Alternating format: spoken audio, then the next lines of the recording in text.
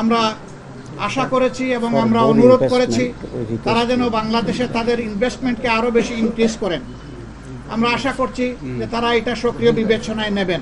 কিভাবে চায়না এবং বাংলাদেশ আরও কাছাকাছি এসে আমরা একসাথে কাজ করতে পারি, আমাদের শিক্ষা, সংস্কৃতি, ডেভেলপমেন্ট এই সব ক্ষেত্রেই আমরা একসাথে এগিয়ে যেতে পারি, সেই বিষয়গুলো আলোচনা হয়েছে। তার পাশাপাশি বাংলাদেশে রিসেন্ট যে পরিবর্তন হয়েছে সেই বিষয়গুলো আমাদের আলোচনায় স্থান পেয়েছে। আমরা আশা করছি আগামীর দিনগুলোতে দুই দেশের জনগণ, দুই দেশের সরকার, পার্টি টু পার্টি আমরা আরও ক্লোজলি কাজ করার সুযোগ পাব।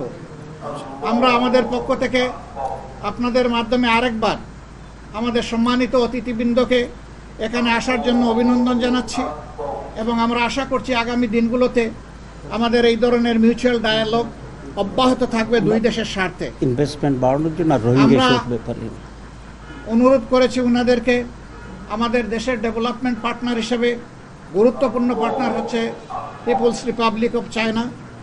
আমরা আশা করেছি এবং আমরা অনুরোধ করেছি তারা যেন বাংলাদেশে তাদের ইনভেস্টমেন্টকে আরও বেশি ইনক্রিজ করেন।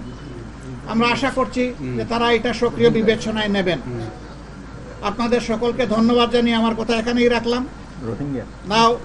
রোহিঙ্গা ইস্যুতে আমরা অনুরোধ করেছি যে তাদের পুনর্বাসনের রিপ্যাট্রিয়েশনের জন্য তারা ইফেক্টিভ রোল প্লে করবেন এবং আমরা আশা করি যে তারা যদি সেই রোল প্লে করেন তাহলে এই ক্রুশিয়াল যে প্রবলেমটা এটা সলভ হওয়া সহজ হবে।